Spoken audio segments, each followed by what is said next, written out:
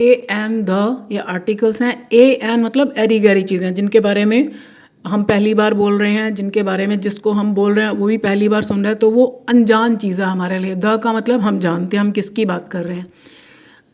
This is a university. अब हम में से कुछ लोगों ने ये समझा कि ए ई आई ओ यू से यानी वॉवल से जो शब्द शुरू हो, वॉवल से शुरू होना इंपॉर्टेंट नहीं है, वॉवल का साउंड होना चाहिए। वॉवल का साउंड होता है अ आ ई ए ओ। तो आसान तरीका क्या है कि उस शब्द को आप हिंदी में लिख कर देखिए।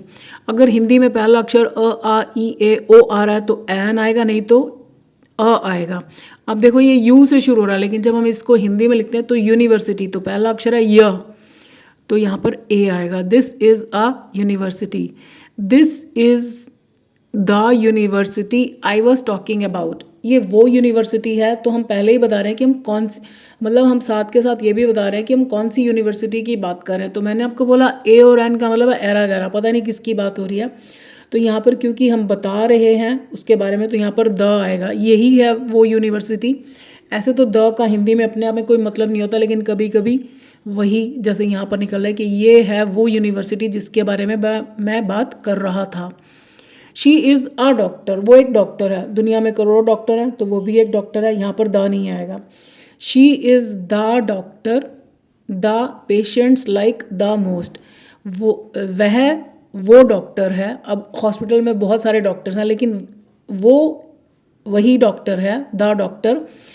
द पेशेंट्स, अब पेशेंट्स भी हम किसी उस हॉस्पिटल के बारे में बात करें जिसके पेशेंट्स उस डॉक्टर को पसंद करते हैं, तो इसलिए द आएगा। The patients like the most, superlative degree से पहले ही द आता है।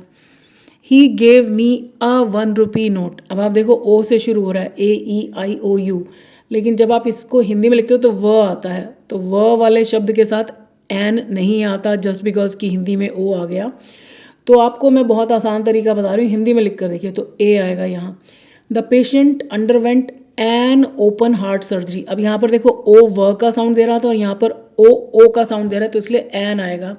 वह उसका मतलब ओपन हार्ट सर्जरी हुआ।